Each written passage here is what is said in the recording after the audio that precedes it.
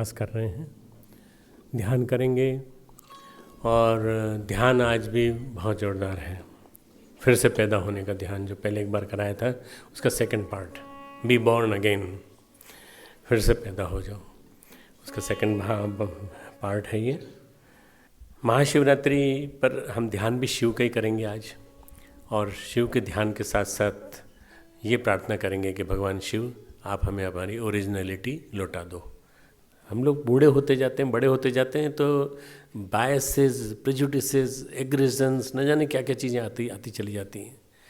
और ये अगर ना हो तो छोटा बच्चा कितना प्यारा है, किसी से लड़ाई नहीं, किसी से दुश्मनी नहीं, जिसको मारना है उसको मार दिया, जिसको प्यार करना उसको प्यार कर दिया। हम लोग बड़े होते होते बहुत गड़बड़ा जाते हैं। ऐसे में भगवान शिव, जिनको भोले भंडारी कहते हैं, उनको याद करें। हमारे गुरुदेव जो हैं वो बिल्कुल शिव के अवतार थे, साक्षात शिव के अवतार। हमने उनका गुस्से का रूप भी देखा है, रौद्र रूप भी देखा है। रुद्र जब रौद्र हो जाते हैं तो रौद्र बन जाते हैं। पर हमने ये भी देखा है कि वो कितने कितने प्यार से उन्होंने हम लोगों को अपने छाती से लगा करके, माता जी और गुरुदेव दोनों ने इस मिशन को खड़ा किया। वह सच्चाई आँखिन देखी, वह सच्चाई आँखिन देखी, कानों सुनी सुनाई, गुरुदेव हमारे शिव शंकर वरदाई, हमारे शिव शंकर वरदाई।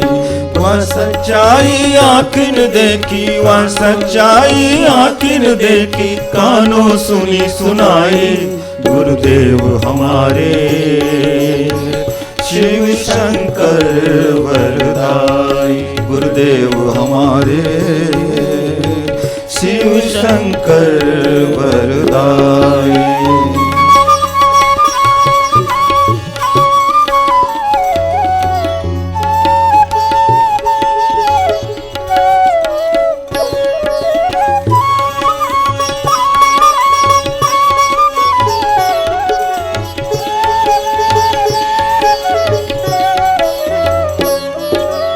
उनका कोई आदि न देखा, अंत न देखा, उनका कोई आदि न देखा, अंत न देखा, उनके जैसा वीर योद्धा संत न देखा, उनके जैसा वीर योद्धा संत न देखा, उनकी जैसी रिद्धि सिद्धियाँ,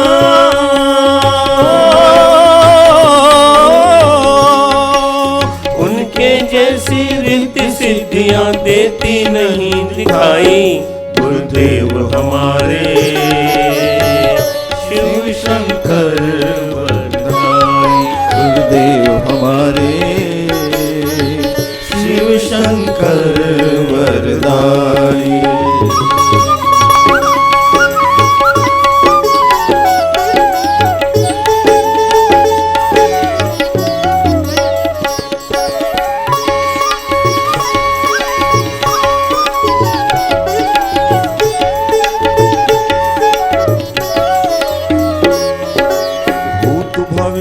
वर्तमान सबके ज्ञाता थे, भूत भविष्यत वर्तमान सबके ज्ञाता थे, पिता समान कठोर कलेवर में माता थे, भूत भविष्यत वर्तमान सबके ज्ञाता थे, पिता समान कठोर कलेवर में माता थे, जगत नियंता बनकर सारे,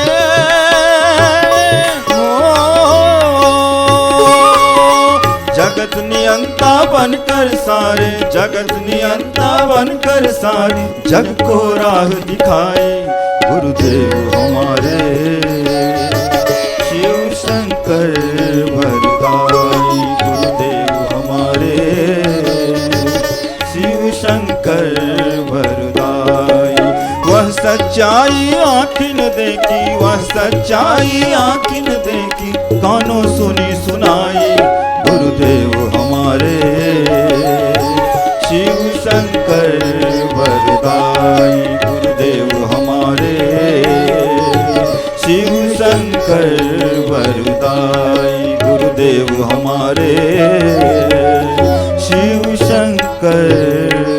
वरदाई।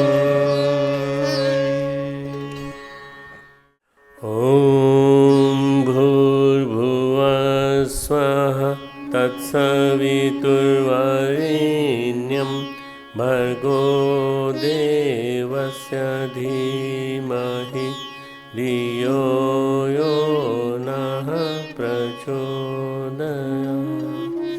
ॐ गुरुर्ब्रह्मा गुरुर्विष्णु गुरुरेव महेश्वरः गुरुः साक्षात् परब्रह्म तस्मै श्री गुरुवे नमः। अखण्डमण्डलाकारं व्याप्तं येन चराचरं तत्पदं दर्शितं येन तस्मै श्री गुरुवे नमः।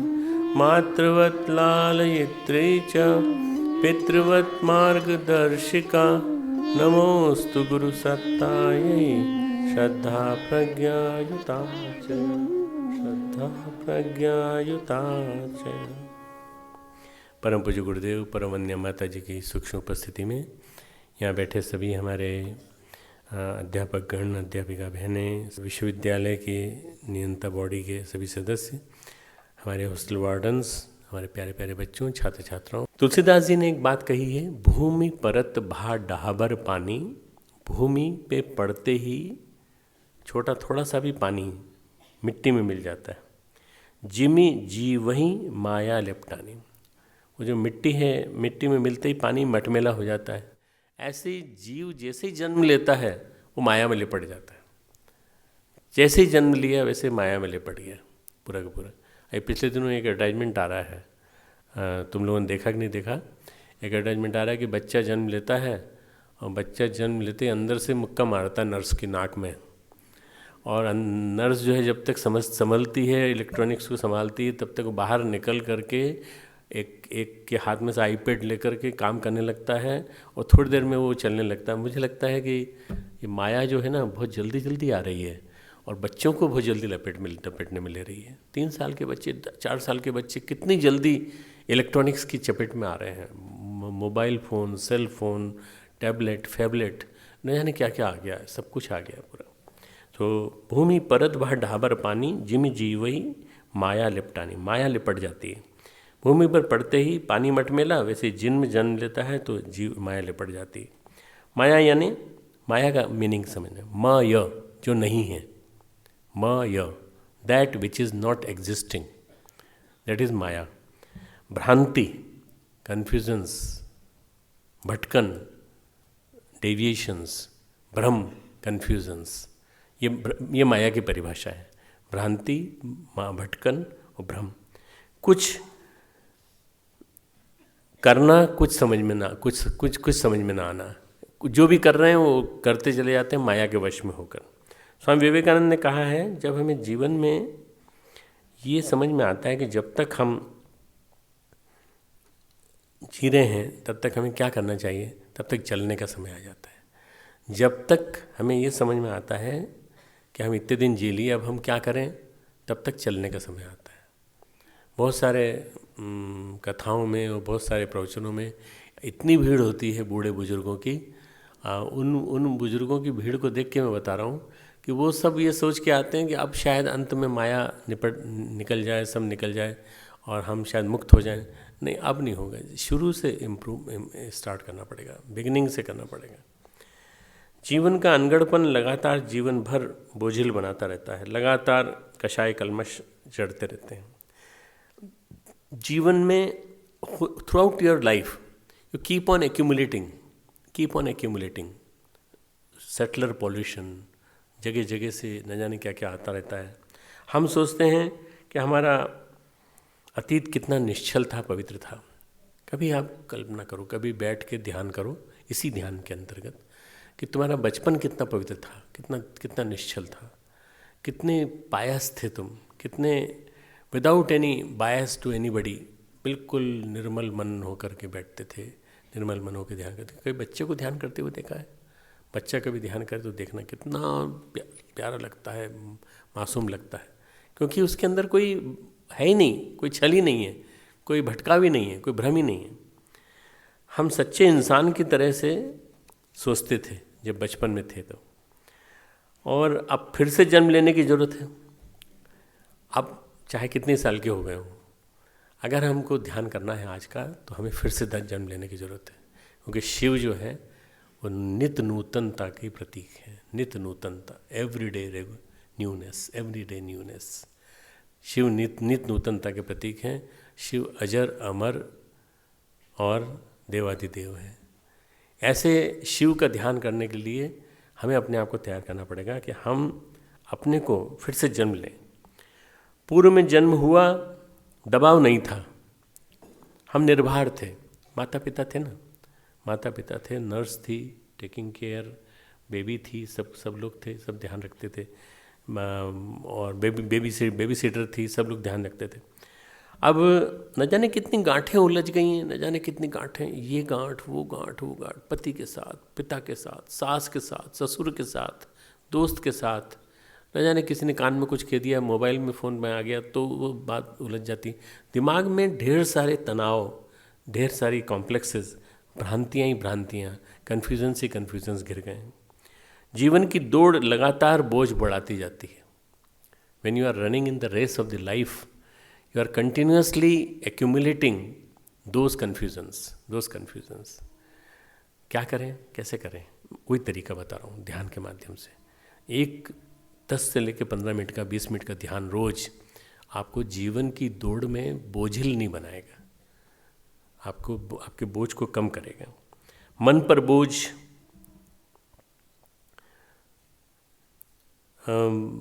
हमारा जो जीवन है, भले ही हमको बाहर से सफल लगे, बाहर से हो सकता है हमको लगे कि हम सफल हैं, I have earn like anything, I have earn reputation, people respect me, people love me, इसके बावजूद भी हम अंदर से न जाने क्यों ऐसा महसूस करते हैं कि हम फ्रेश नहीं हैं, और हमारे मन में अंदर ही अंदर मन का सुख हमारा चला गया।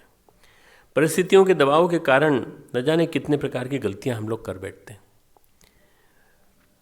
Circumstances they keep on pressing upon us, हमारे ऊपर दबाव पड़ता चला जाता है। कई तरह के दबाव आते हैं, कई तरह की चीज़ें आती हैं। हम दुनिया में रहते हैं इसलिए हम लोग जानते हैं। आप में से बहुत सारे लोग एडमिनिस्ट्रेशन से जुड़े हुए नहीं हैं। जो एडमिनिस्ट्रेशन से जुड़े मेरे सामने बैठे हैं, इनके ऊपर नित्य नियमित रूप से दबाव आते हैं। कभी कोई इंक्वायरी कमेटी बैठ रही है, कभी कोई हो रहा है, कभी कुछ हो रहा है। एक का बायस, एक का पूर्वाग्रह, एक की प्रॉब्लम, तो वो एक की प्रॉब्लम 3-4 की प्रॉब्लम एक्यूमुलेट होते होते दिन भर में 4-5 प्रॉब्लम एक्यूमुलेट हो जाती हैं। मेरे पास यूनिवर्सिटी की भी हैं, मेरे पास शांति कुंज की भी हैं, और मेरे पास 4000 शक्तिपीठों की भी हैं, पूरे देश की हैं। और ये सब आती रहती हैं, पर मैं अपने आप को डिविएट नहीं होने देता, मैं अपने आप को अशांत नहीं बनाता। हाँ, कभी कभी मन परेशान हो जाता है, पर जैसे उनको याद करते हैं गुरुदेव को, वैसे ही मन शांत हो जाता है कि नहीं, मन को शांत रखो, मन में कभी किसी तरह के विचलन बताने दो। तो मन का सुख जो है वह आपके हाथ में है। परिस्थितियों का दबाव मत आने दीजिए। मनस्थिति से परिस्थिति बनती है, परिस्थिति से मनस्थिति नहीं बनती। परिस्थिति अगर आपके मन को प्रभावित करेगी तो बहुत दिक्कत करेगी, इसलिए मन से परिस्थिति बनाने की कोशिश करिए। Try to make your mind in such a way, ऐसा बना लो कि you start changing your circumstances, अपने आप सर्कमस्टांसेस बदलने लगे।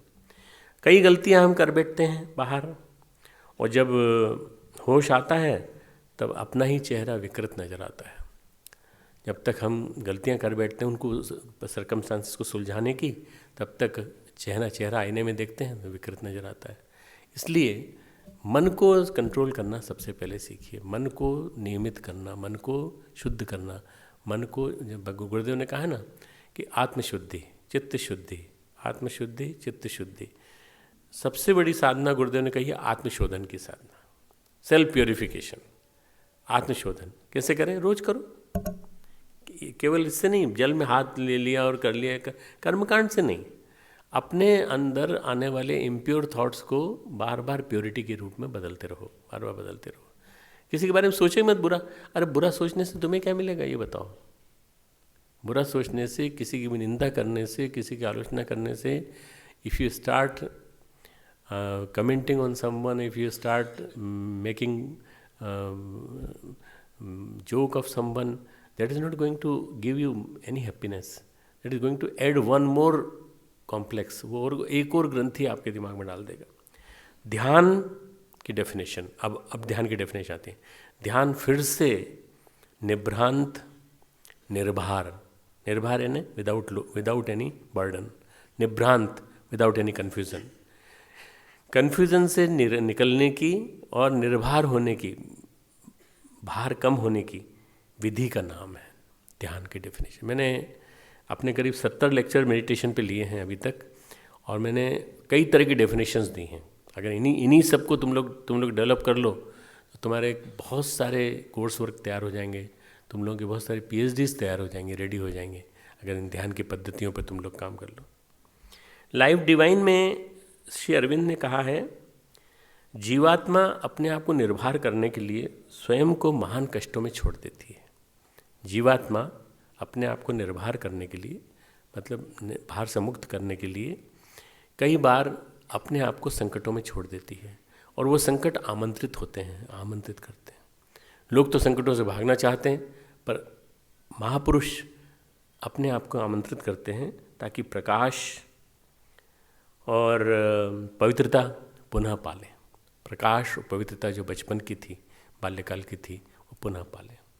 ये जो श्री अरविंद का वाक्य है लाइफ डिवाइन का, ये बहुत इम्पोर्टेंट है।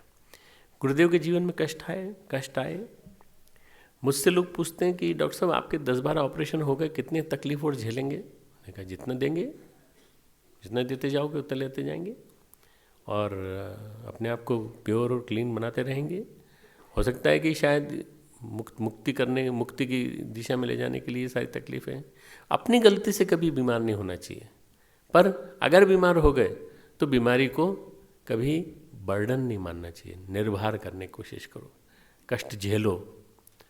गुरुदेव का लिखा हुआ एक वाक्य हमारे उसमें लगा हुआ है, हॉल में लगा हुआ है, आदर्शों के लिए कष्ट सहकर जीवन जीना आदर्श तप है।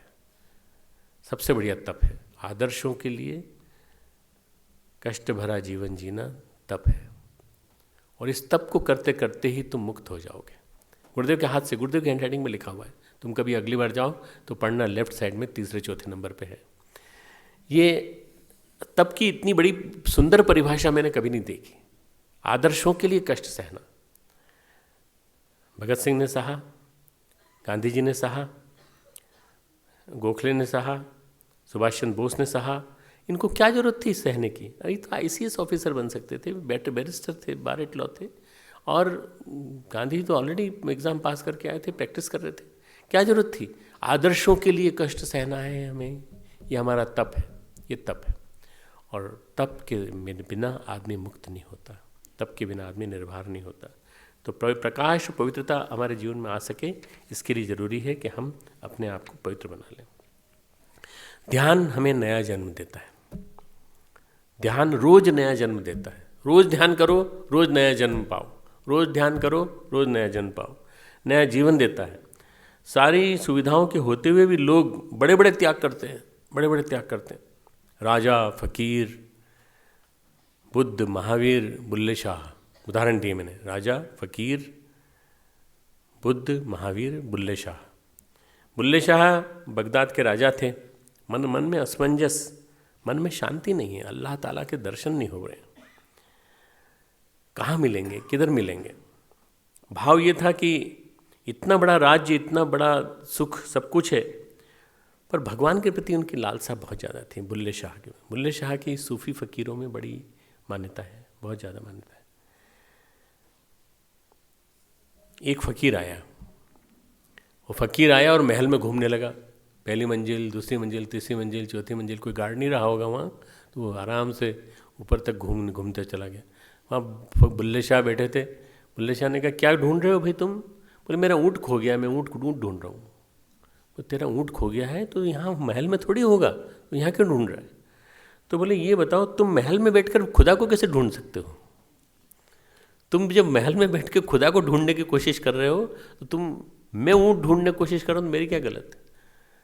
बुल्ले शाह ने कहा, आ गया गुरु, सदगुरु आ गया, बस पकड़ लिया उसके चरण, और उसके बाद उन्होंने महल छोड़ करके फिर वो फ़कीर बन गए, सूफ़ी फ़कीर माने जाते हैं, बहुत सुंदर सुंदर उनकी वाणी है। एडविन अर्नोल्ड ने एक किताब लिखी है, the song of gods, the song of gods, divine gods, divine songs of the god, भगवान की दिव्य वाणियाँ।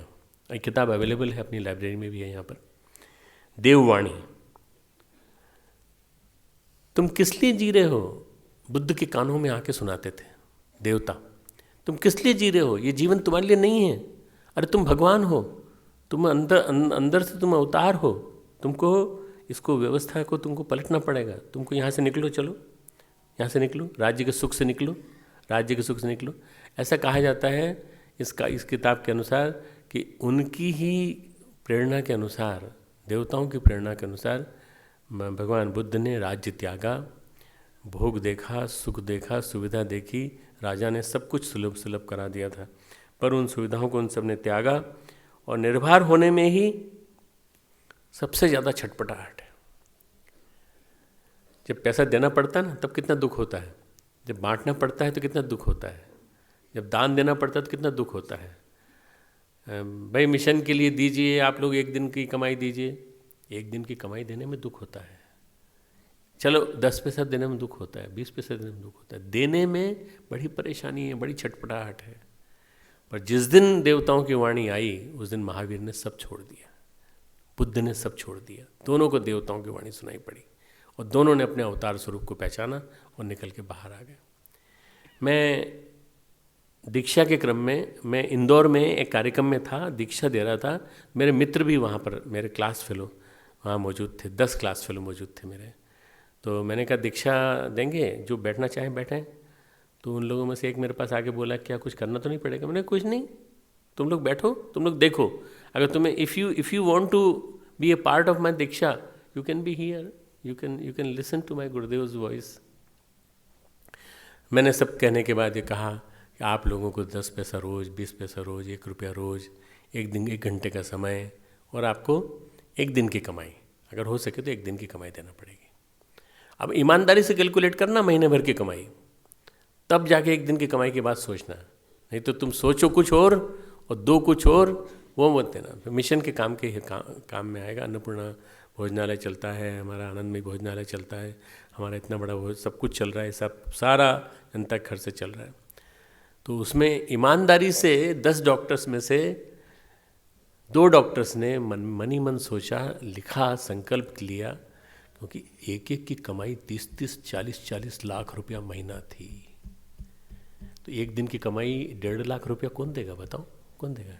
1.5 लाख शांति कुंज को दे रहे हैं। क्यों दे रहे हैं? संकल्प लिया था, डॉक्टर प्रणव आया था, तो प्रणव ने गुरु के रूप में हमसे दीक्षा देते समय हमसे कहा, तो हम 1.5 लाख रुपये देते हैं। अरे 1.5 लाख कौन देता है? कोई नहीं देता। 5 रुपया 12 आना, बस 5.25 रुपया, 1.25 रुपया, सड़ी सुपारी। मतलब दक्षिणा में भगवान को सबसे ज़्यादा सस्ती चीज़, सबसे ज़्यादा घटिया चीज़ जो दिया सकती है, वो देने की सोचते हैं लोग। जब देने का समय आता है तो हम लोगों को छटपटाहट होती है, क्योंकि बेचैनी है। जो खो गया है आदमी, वो पाना चाहता है। और हम तेज़ी से दौड़ रहे हैं, हम सब तेज़ी से दौड़ रहे हैं। इस समय ये जो 2014 का समय है, ये वास्तव में फास्ट रेस का समय है, रेट रेस। सब के सब तेज़ी से दौड़ रहे हैं। हम गोल सेट करते हैं, कुछ अचीव करना है, कुछ पाना है। हम अपने गोल सेटिंग करते हैं, हमारे डायरीज़ में भी जगह जगह लिखा होता है, आज के गोल ये हैं, कल के गोल ये हैं, और हमें इस महीने में ये गोल निर्धारित करना है। बजट आता है, बजट में भी तय रहता है कि इसमें इतना इतना करना है। लेकिन आदमी कहता है कि भाई हम काम करें तो कब करें, हमको मरने की भी फुर्सत नहीं है।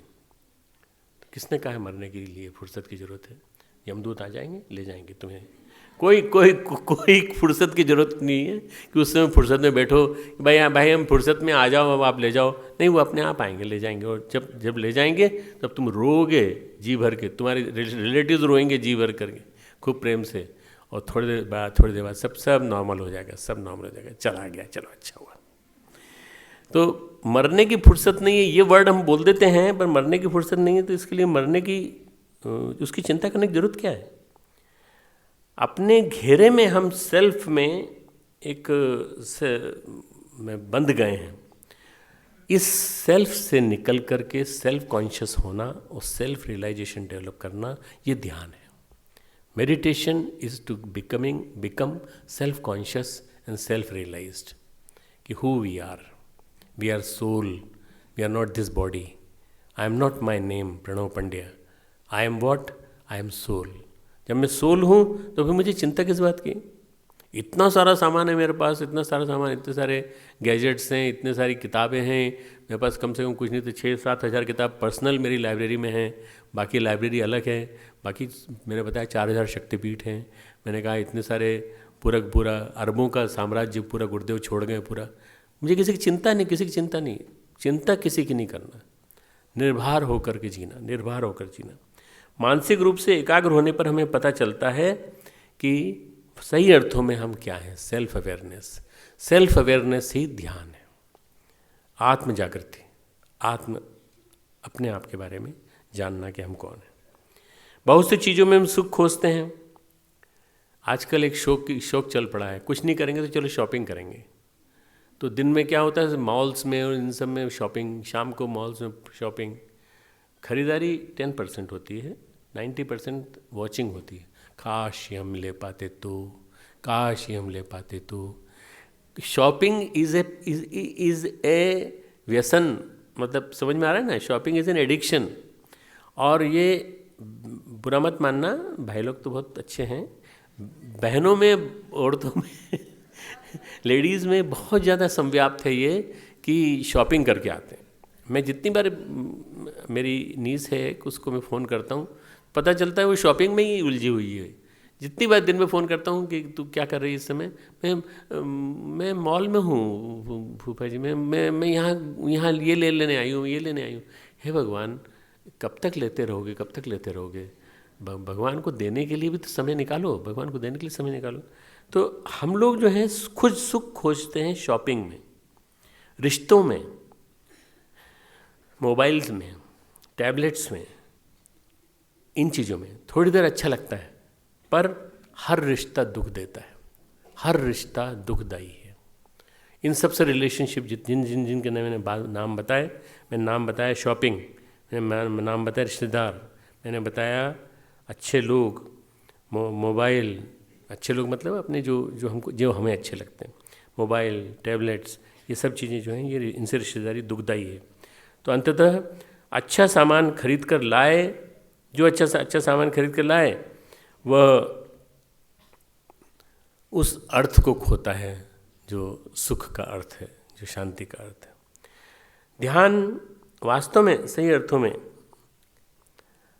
अपने अंदर के घाव को सहेजने की और घाव को भरने की प्रक्रिया है। घाव अंदर है पर दर्द टीस रहती है और मरहम पट्टी होती रहती है, और हम उस मरहम पट्टी से उसको घाव को बराबर सहलाते रहते हैं। पर जिनके पास कोई ऐश्वर्य नहीं है, उदाहरण के लिए नामदेव, संत नामदेव, दर्जी, ही वॉज ए टेलर, दर्जी थे और संत थे, पूरा एक समुदाय खड़ा कर दिया। गोरा कुमार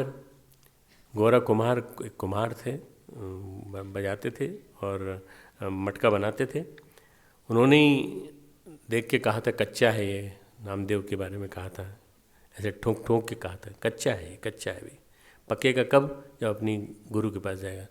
तो ज्ञानेश्वर की बहन मुक्ताबाई के पास जाके वो पक के आए थे। रैदास कुछ नहीं था उनके पास, पर अंदर से प्रसन्न थे। बाहर से कुछ नहीं था पर अंदर से प्रसन्न थे। अंदर से कुछ ऐसा था कि हमेशा खुश रहते थे, हमेशा 24 घंटे खुश। कबीर हमेशा खुश, रैदास हमेशा खुश, कभी कोई जीवन में कोई परेशानी नहीं, कोई चिंता ही नहीं, कोई वरीज नहीं, कोई क्रेडिट कार्ड का चक्कर नहीं, कोई बैंक की पासबुक का चक्कर नहीं, कोई मोबाइल बैंकिंग का चक्कर नहीं। सब कुछ तो भगवान का दिया हुआ है, फिर क्या चिंता करना है।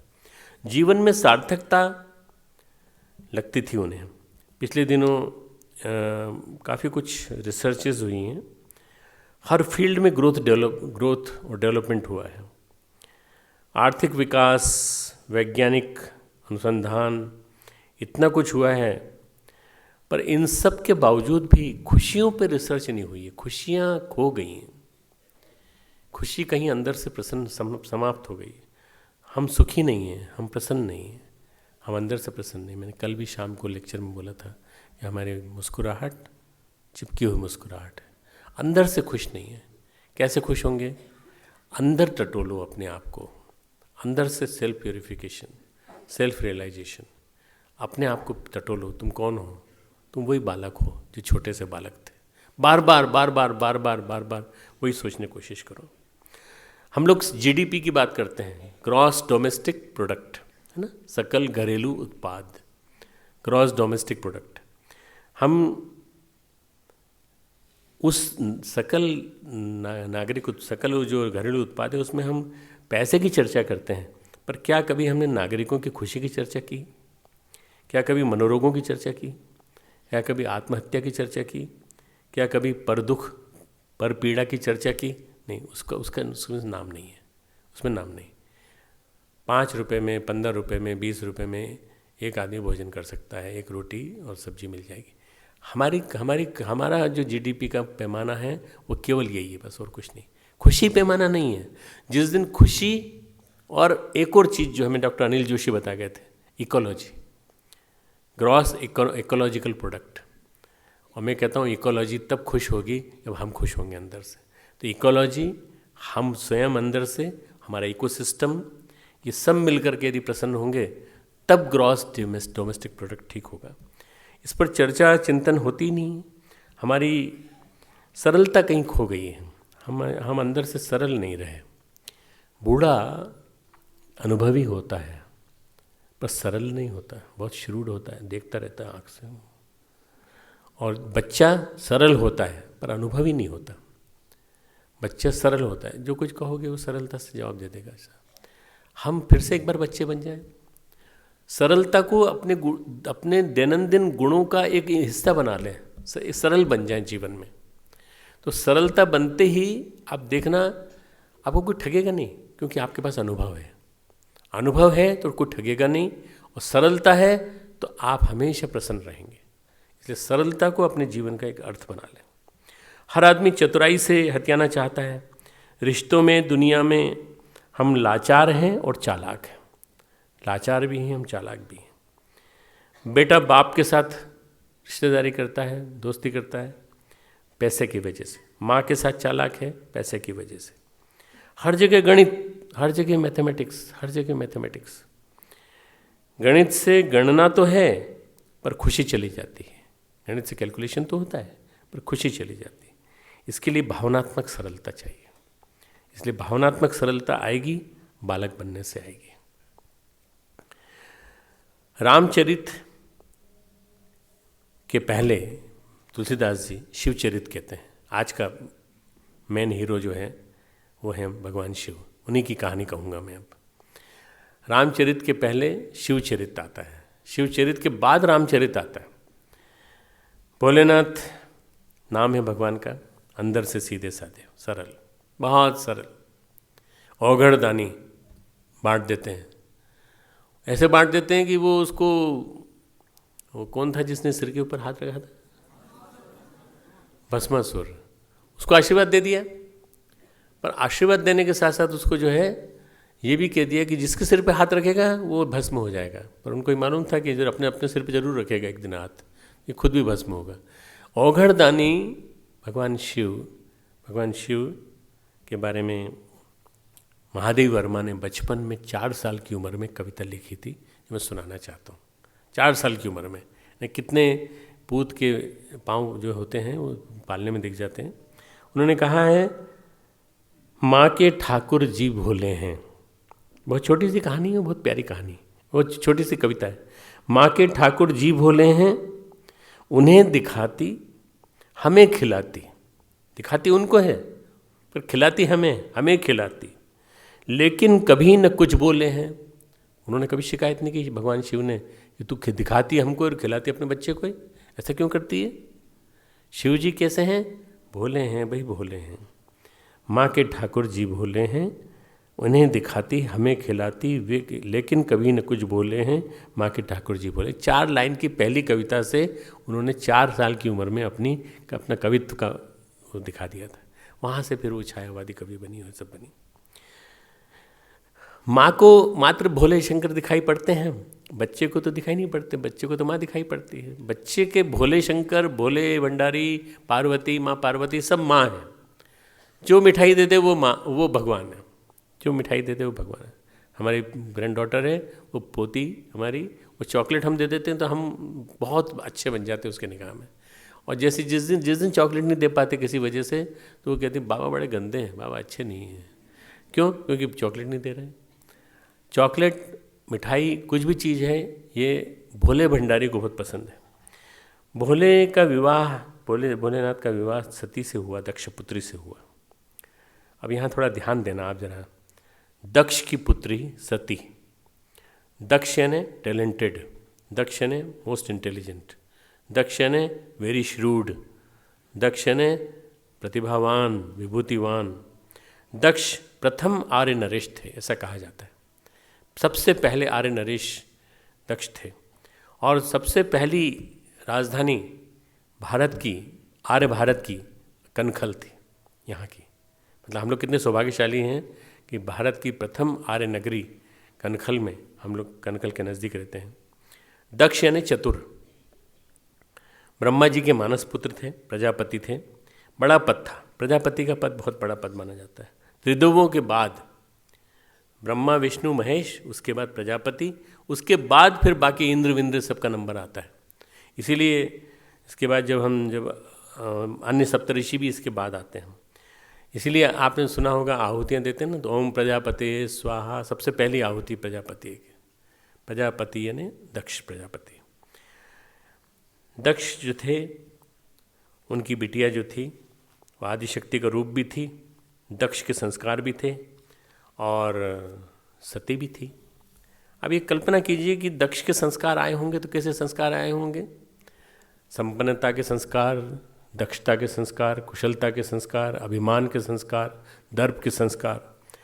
तो दक्ष पुत्री को उन्होंने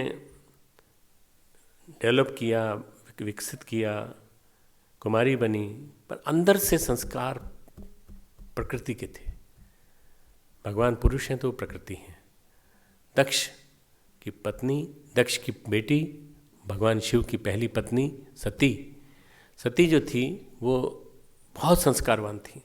पर संस्कारवान होने के बावजूद भी उनको अभिमान था कि मैं प्रजापति की बेटी हूँ। सबसे खतरनाक चीज़ इस दुनिया में अगर कोई है तो अभिमान है, बस और कुछ नहीं। सबसे खतरनाक चीज़ जो किसी आदमी को गिराने में सक्षम है वो अभिमान है। चाहे नेता हो, चाहे राजा हो, चाहे कोई भी हो। If anybody ever collapses, it is only because of his ego, his or her ego. Ego ही कोलेप्स कर देता है पूरा के पूरा। बस प्रजापति की बेटी हूँ, ये मैं आदिशक्ति का रूप भूल गई। हर चीज़ में अभिमान था उनको, हर चीज़ में अभिमान था। दक्ष ने संसार को, दक्ष की एक सबसे बड़ी क्वालिटी क्या थी? दक्ष ने संसार को जीवन कला दी, संसार को सर्वप्रथम संस्कार दिए।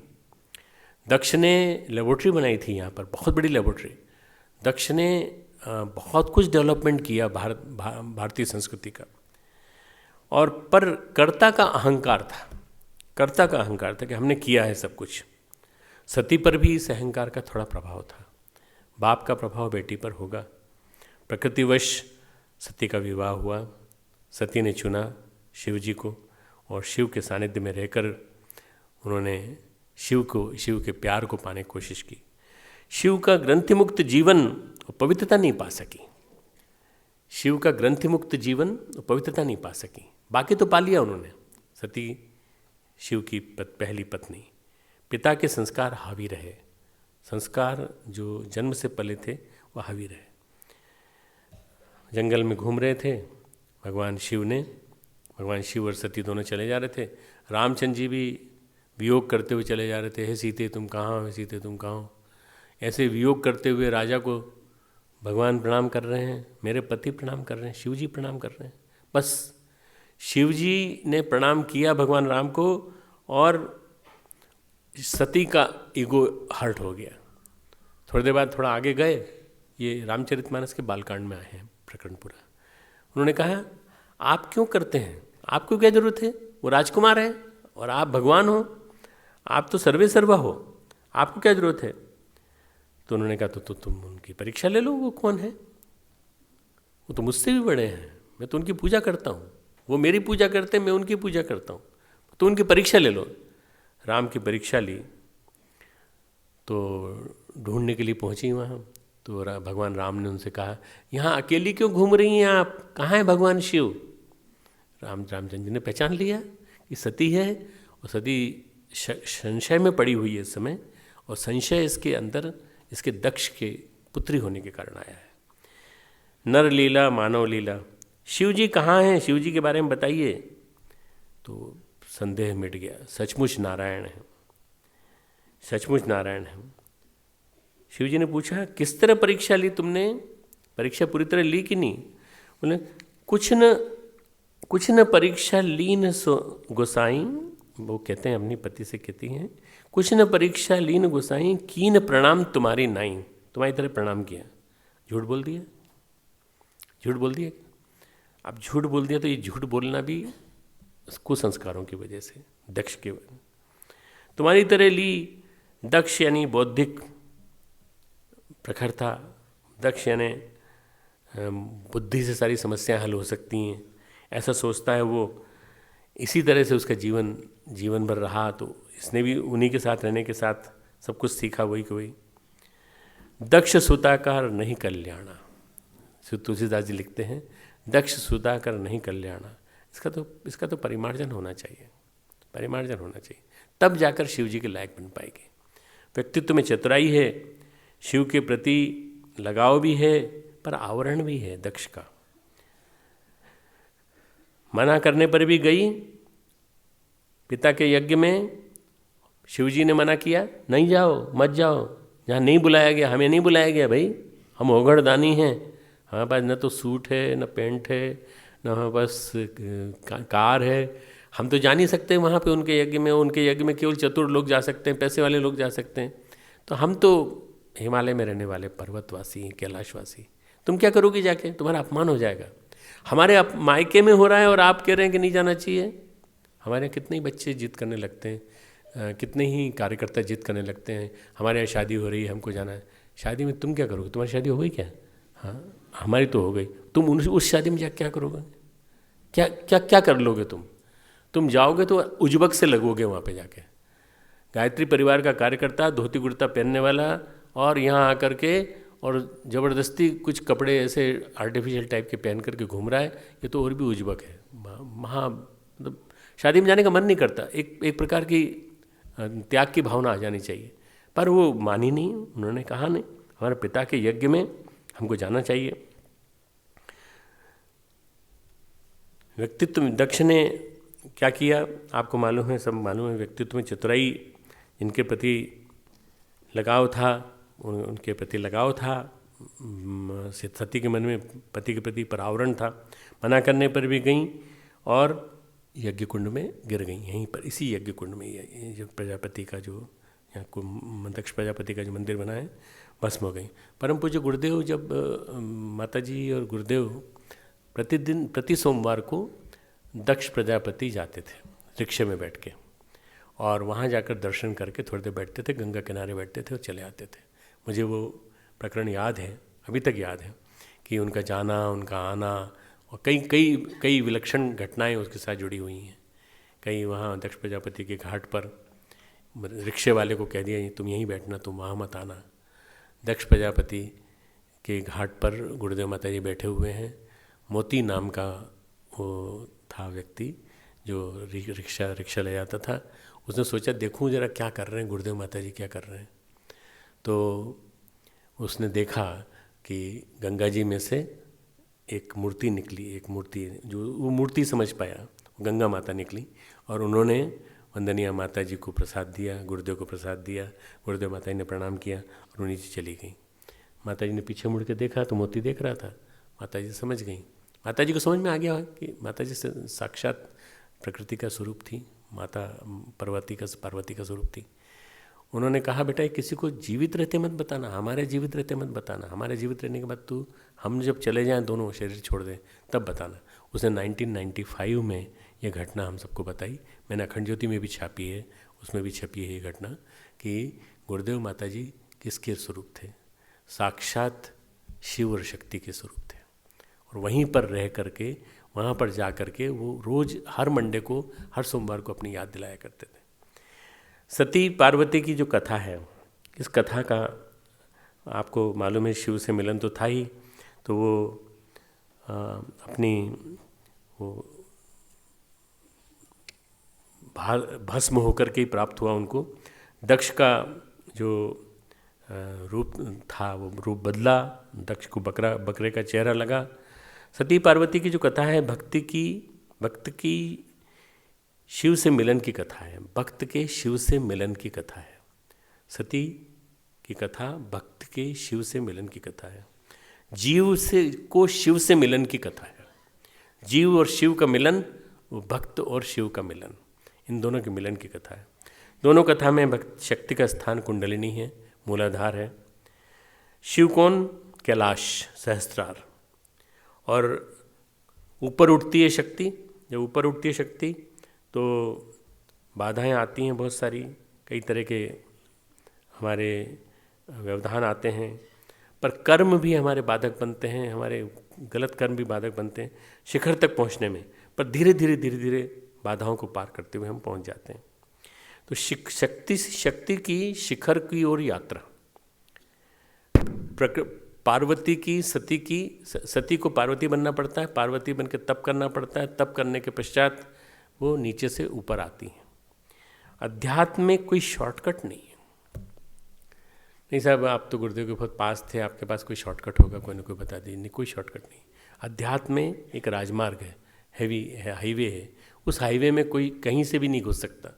वो घुसेगा तो सीधा हाईवे पे की मेन एंट्री से घुसना पड़ेगा। तब कठिनाइयों से गुजरना पड़ता है। कई कहते हैं कि हम कुंडलिनी जगा देंगे, कोई नहीं जगा पाता। कुंडलिनी जग करके नीचे चली जाती है और नीचे जा करके बुरी तरह से वासनाओं को भड़का देती है और फिर पतन होता है। देखा नहीं पतन इतने सारों का? कुंडलिनी अगर जगेगी तो उसको ऊपर उठाना बहुत मुश्किल है। दत्तपुत्री का मिलन चतुरता द्वारा नहीं हुआ, दत्तपुत्री का मिलन पुनर्जन्म लेकर तप द्वारा हुआ। जब नारद जी आए और नारद जी ने उनको बताया कि तुमको पुनः जन्म लेना पड़ेगा। तप बल, उन्होंने तप की महत्ता बताई। तप बल रचई प्रपंच विधाता, तप बल विष्णु सकल जग त्राता, तप बल शेष सही मही भारा। ये मेरा भार है, पृथ्वी का भार, इसको भी तप के बल पे ही मैं पार करता हूँ। तप आधार सृष्टि का, जो सृष्टि जो बनी है तप के आधार पे बनी है, तो तप करना जरूरी है। कनखल से हिमालय की दूरी कितनी होगी?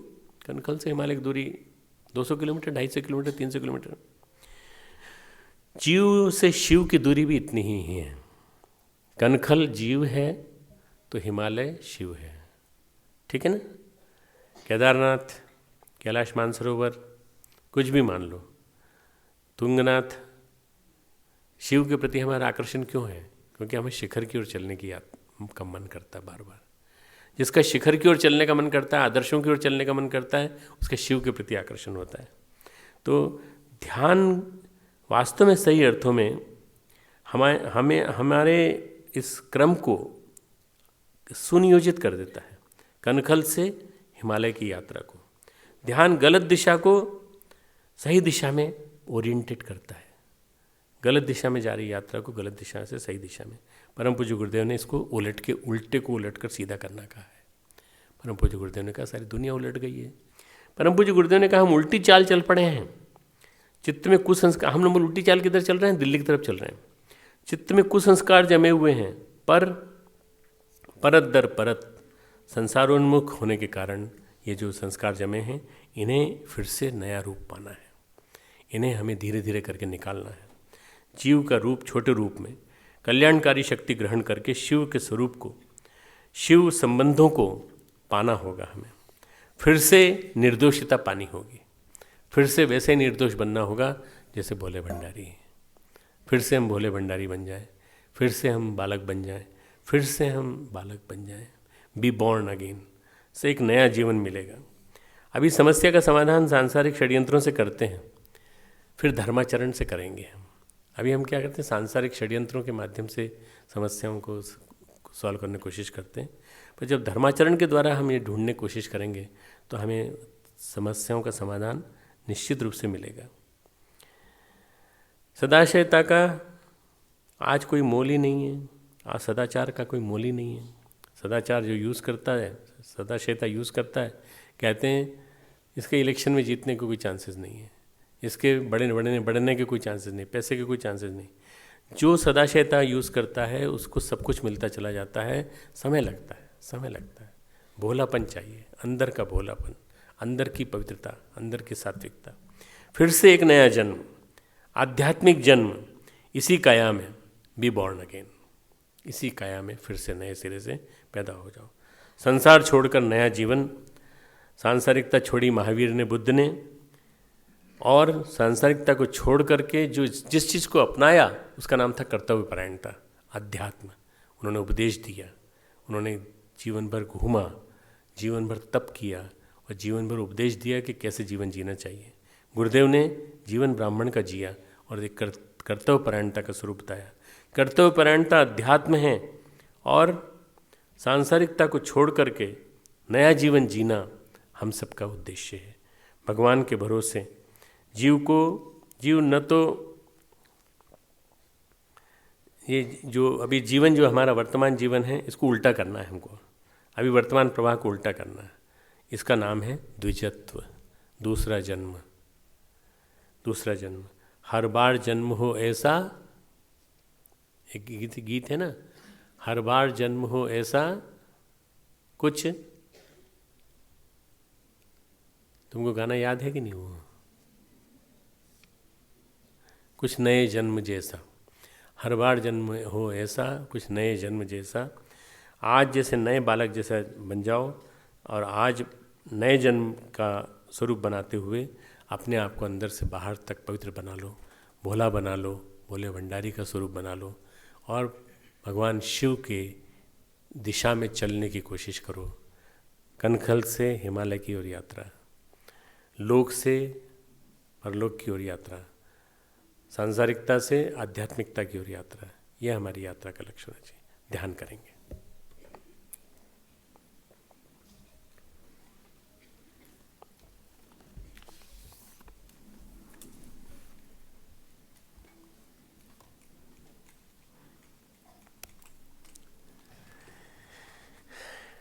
ध्यान करने के पहले इंस्ट्रक्शन दूं, उसके पहले बता दूं, ये स्मरण रहे कि अपना बचपन फिर से प्राप्त करना है हमको अपना बचपन फिर से प्राप्त करना है। बचपन को, एक गीत सुना होगा तुमने, कोई लौटा दे मेरे बीते हुए दिन, कोई मेरे बीते हुए दिन लौटा दे, वापस लौटा दे। क्यों? क्योंकि बीते हुए दिन हमें बार बार सुखद याद देते हैं। बचपन को लौटा लाने की अभिप्सा सभी करते हैं, लेकिन उसे पाने के लिए करता कोई कुछ नहीं। अभिप्सा सभी करते हैं, लोग कहे चले जाते हैं कि बचपन में स्वर्ग था और कभी बचपन के सौंदर्य पे कविताएं लिखे जाते हैं। तो कौन रोक रहा है तुमको? तुम फिर से पैदा हो जाओ, फिर से पैदा हो जाओ। भगवान अवसर दे रहे हैं, फिर से पैदा हो जाओ, इसी जन्म में, इसी काया में, 70 साल की उम्र में, 60 साल की उम्र में, 80 साल की उम्र में, 20 साल की उम्र में, 22 साल की उम्र में फिर से पैदा हो जाओ नए सिरे से। आनंदपूर्ण होकर के रहो। आनंदित होना कठिन तो होगा क्योंकि बहुत ज़्यादा ढांचे में ढले हुए ना हम लोग। चारों ओर एक कवच ओढ़ा हुआ है, इस कवच को निकाल के बाहर करना है। शांत चित्त, सावधान, शांत चित्त, स्थिर शरीर, दोनों हाथ गोदी में, बायां हाथ नीचे, दायां हाथ ऊपर। सावधान, सावधान का मतलब है बाहर से नेगेटिव वाइब्रेशंस आएंगे, उनको रोको, उनको मर्ज कर लो। मन भटकेगा, मन भटकने मत दो, थोड़ी देर की बात है, 10 मिनट। सावधान, शांत चित्त,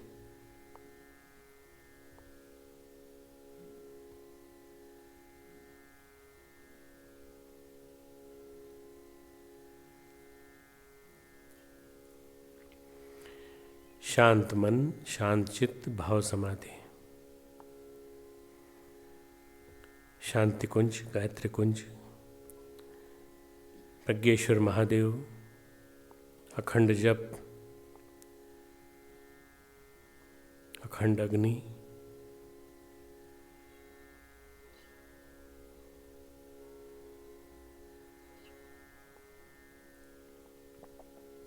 समूह साधना वर्ष है। समूह साधना का क्रम पूरे देश में, वातावरण विलक्षण।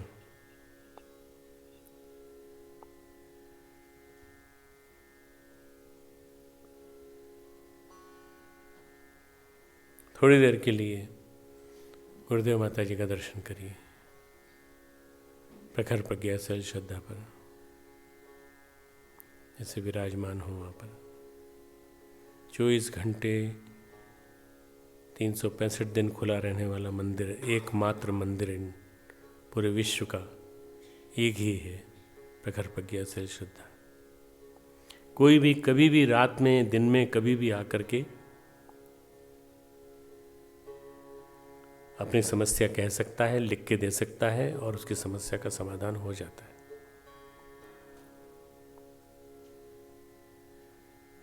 अब धीरे धीरे कुछ चीज़ों को मैं आपसे कहूँगा, एक एक तरफ रखते चले जाना। ज्ञान को एक तरफ रख दो, गंभीरता को परे कर दो, ज़्यादा सीरियस होने की जरूरत नहीं है।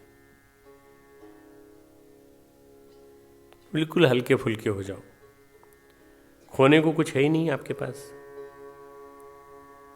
अगर कुछ ना मिले तो खोओगे भी तो कुछ नहीं। आनंदित होने में तुम क्या खो सकते हो?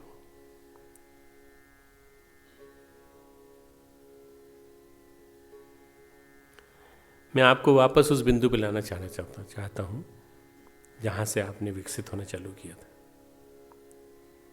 पर बंद कर दिया। सांसारिकता आ गई, दुनिया आ गई, दुनियादारी आ गई, चालाकियां आ गई, तो हम बंद हो गए। उस बिंदु पर पहुंच जाओ जिस बिंदु से तुमने आरंभ किया था अपना जीवन। फिर से पैदा हो जाओ।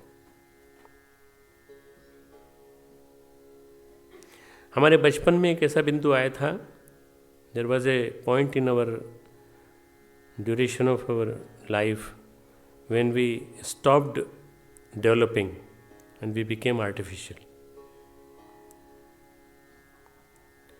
हो सकता है तुम क्रोधित हुए हो,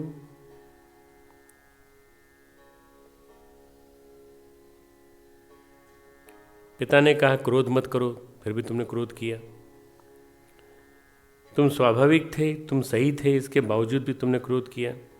लेकिन एक विभाजन पिता और पुत्र के बीच में निर्मित कर लिया।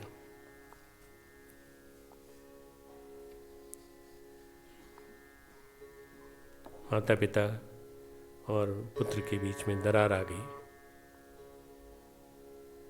मैं चाहता हूं कि रोज 10 मिनट के इस ध्यान के माध्यम से वापस उस बिंदु पर आ जाओ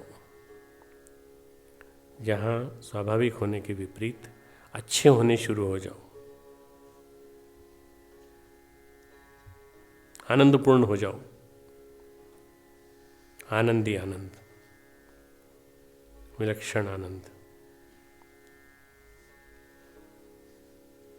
यात्रा का शुभारंभ कनखल से, हरिद्वार से। यात्रा हिमालय की, जहाँ तक पहुँच जाए, ऊंचाई की ओर यात्रा। रास्ते में कई चक्र मिलेंगे, कई वर्ल्स मिलेंगे, कई ग्रंथियाँ मिलेंगी। उन ग्रंथियों को पार करना है धीरे धीरे धीरे धीरे। जैसे जैसे ऊंचाई पे चढ़ते हैं तो सांस फूलने लगती है।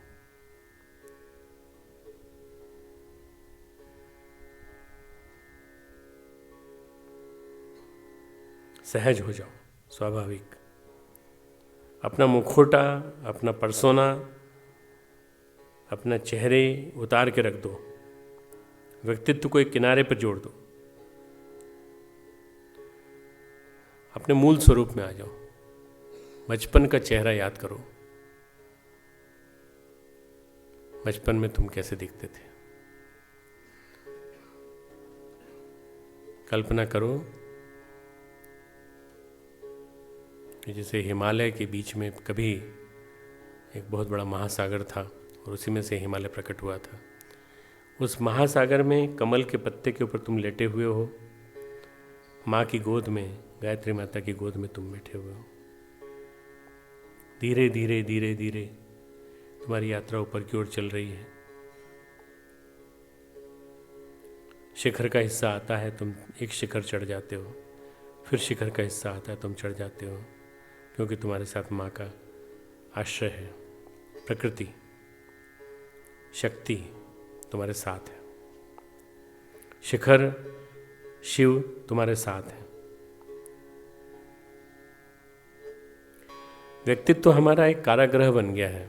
मैं ये हूँ, मैं ये हूँ, मैं ये हूँ।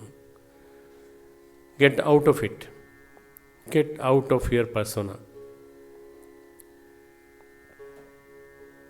थोड़ा पीड़ादायक है, दर्द होगा इसमें। ये लगभग ऐसी ही पीड़ा है जैसे गर्भावस्था की पीड़ा, लेकिन इससे एक नया जन्म होगा, पुनर्जन्म होगा।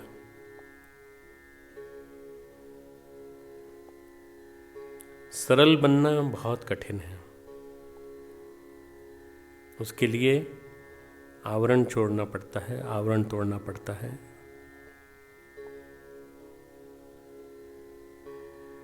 यदि सच में ही आप पुनर्जीवित होना चाहते हैं तो ये जोखिम उठा ही लो।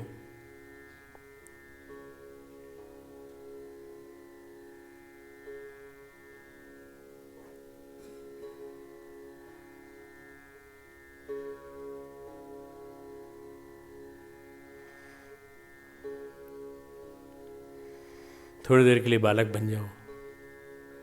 बालक की तरह से मासूम गतिविधियां, हलचलें।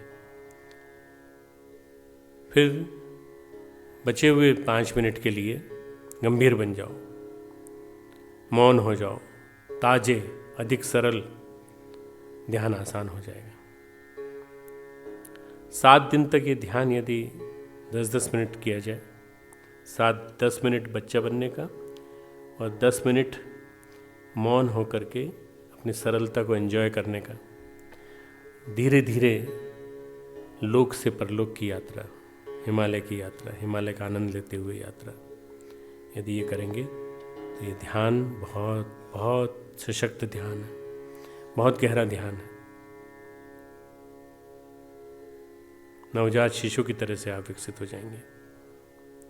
न कुछ जानता है, न कुछ पूछता है, न कुछ चर्चा करता है, न तर्क करता है। यदि हम छोटे बच्चे हो सके तो बहुत कुछ संभव है। असंभव लगता है वो भी संभव है।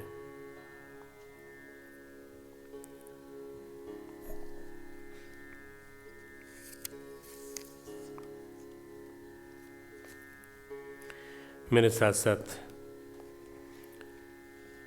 विशेष शांति पाठ प्रश्नोपनिषद का 3रा चैप्टर 10वां क्वेश्चन मेरे साथ साथ बोलेंगे।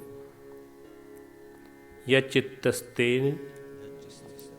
नैष प्राणामायाति प्राणस्तेजसा युक्तः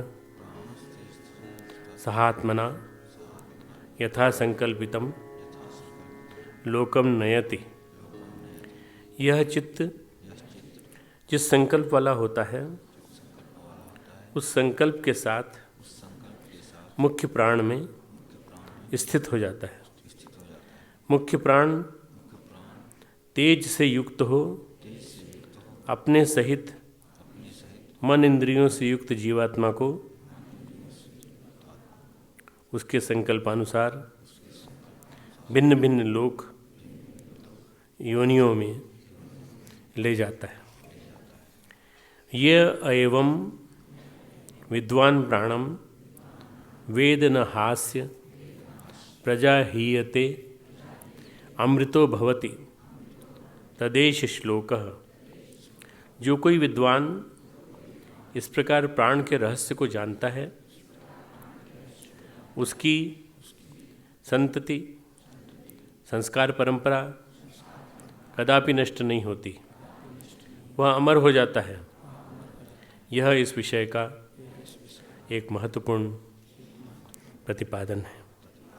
ओम शांति ही शांति ही शांति।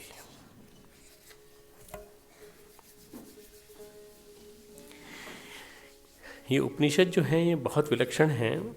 मैं उपनिषदों की क्लास शांति कुंज में लेने जा रहा हूँ इस माह से, मार्च माह से लेने जा रहा हूँ। और 3 दिन, महीने में 3 दिन के लिए मैं मुनस्यारी जाऊँगा और वहाँ भी क्लास लूँगा। तो वहाँ भी कुछ लोग जो मुनस्यारी को आबाद भी करना है, बसाना भी है, वहाँ भी उपनिषदों की क्लास लेंगे। उपनिषद और गीता दोनों को कंबाइन करके, मिला करके। तुम में से जिसे आना हो शांति कुंज भी आ सकते हो। एक क्लास होगी सप्ताह में बस, और वो एक सप्ताह की जो क्लास होगी वो उपनिषदों के ऊपर होगी। उपनिषद सर्वोच्च ज्ञान है, सर्वोच्च ज्ञान, मनीषा, ऋषियों की मनीषा का प्रखरतम ज्ञान है। ठीक है। ओम द्यौ शांति अंतरिक्षगुं शांति पृथ्वी शांतिरापः शांतिरोषधयः शांति वनस्पतयः शांतिर्विश्वे देवाः शांति ब्रह्म शांति सर्वगं शांति शांतिरेव शांति सामा शांतिरेधि।